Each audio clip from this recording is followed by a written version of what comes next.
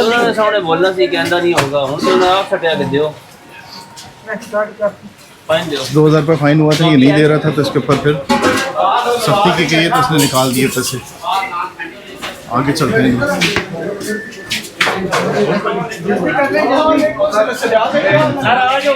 ये देखें पूरी पूरी दुकान गली के अंदर रखी हुई है। ये देखें ये मेरा ख्याल दुकान बंद है। हाँ ये दुकान बंद है। ये सामने वाले का सामान है, इनका इसका सामान है। सामान क्या है? खाली डब्बियाँ कोई नहीं भैया, खाली डब्बियाँ हैं ये, और ये हमारे बंदे उठा लेते हैं। अगर ये खाली डब्बियाँ तो उठाओ, ये भी खाली डब्बियाँ हैं। और सर खाली डब्बियाँ है ना, ये उठा लो।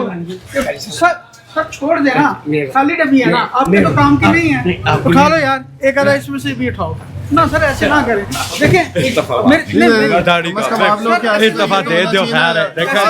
मुझे खुद बताएंगे क्या कह रहा है, खाली डब्बियाँ हैं। गलत कर रहा है।